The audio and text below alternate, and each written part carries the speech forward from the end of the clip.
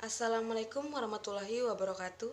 Perkenalkan, nama saya Oni Oktavia, NIM J1A1199289, mahasiswi dari Fakultas Kesehatan Masyarakat, Konsentrasi Keselamatan dan Kesehatan Kerja, Universitas Halu Oleo Kendari, angkatan 2019. Baiklah, di sini saya akan membahas jurnal tentang pengelolaan sampah dengan cara menjadikannya kompos. Langsung saja kita masuk di bagian pendahuluan. Sampah adalah sebagian dari sesuatu yang tidak dipakai, tidak disenangi, atau sesuatu yang harus dibuang, yang umumnya berasal dari kegiatan yang dilakukan oleh manusia. Sampah sendiri bersifat padat. Sumber sampah bisa bermacam-macam, diantaranya adalah dari rumah tangga, pasar, warung, kantor, bangunan umum, industri, dan jalan. Perkembangan dan pertumbuhan penduduk yang pesat di daerah perkotaan mengakibatkan daerah pemukiman semakin luas dan padat. Peningkatan aktivitas manusia lebih lanjut menyebabkan bertambahnya sampah. Faktor yang mempengaruhi jumlah sampah selain aktivitas penduduk antara lain jumlah atau kepadatan penduduk, sistem pengelolaan sampah, keadaan geografi, musim dan waktu, kebiasaan penduduk, teknologi, serta tingkat sosial ekonomi. Berdasarkan komposisi kimianya, maka sampah dibagi menjadi sampah organik dan sampah anorganik. Selanjutnya, kita akan membahas pengomposan sampah. Kompos adalah pupuk alami atau organik yang terbuat dari bahan-bahan hijauan dan bahan organik lainnya yang sengaja ditambahkan untuk mempercepat proses pembusukan. Misalnya, kotoran ternak, atau bila dipandang perlu, bisa ditambahkan pupuk buatan pabrik seperti pupuk urea.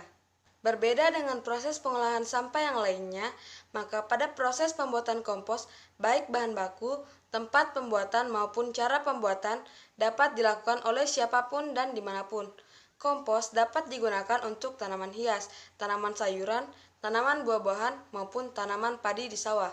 Bahkan hanya dengan ditaburkan di atas tanah, maka sifat-sifat tanah tersebut dapat dipertahankan atau dapat ditingkatkan. Berikut ini adalah tabel kondisi optimum proses pengomposan. Selanjutnya, kita akan membahas tentang bahan baku kompos sampah.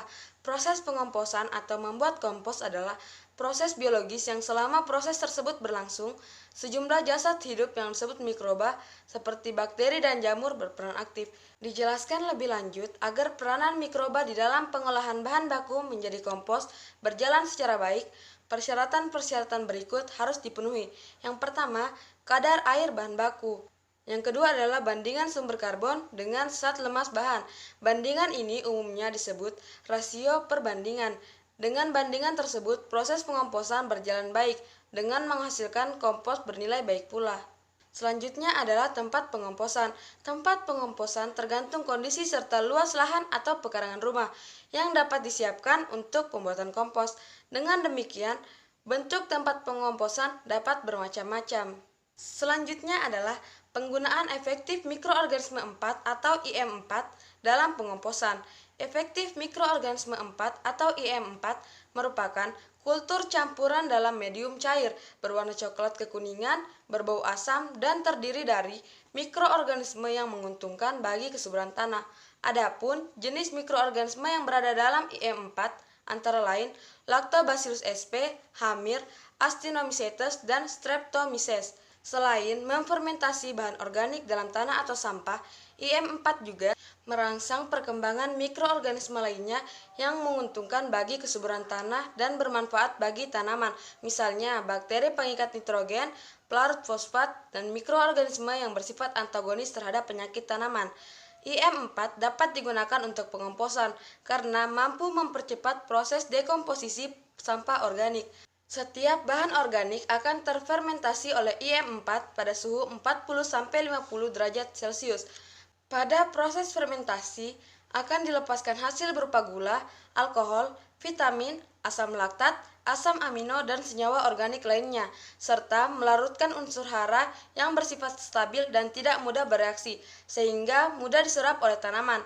Proses fermentasi sampah organik tidak melepaskan panas dan gas yang berbau busuk, sehingga secara naluriah serangga dan hama tidak tertarik untuk berkembang biak di sana. Hasil proses fermentasi tersebut disebut bokasi. Sebagai penutup, kompos sebagai salah satu contoh pupuk organik sangat baik dan bermanfaat untuk segala jenis tanaman, mulai dari tanaman hias, tanaman sayuran, tanaman buah-buahan, sampai ke tanaman pangan dan perkebunan. Baiklah, itulah tadi sedikit pembahasan dari saya tentang jurnal mengenai pengelolaan sampah dengan cara menjadikannya kompos. Kurang dan lebihnya mohon dimaafkan apabila ada salah-salah kata. Wabillahi taufik wal hidayah. Wassalamualaikum warahmatullahi wabarakatuh.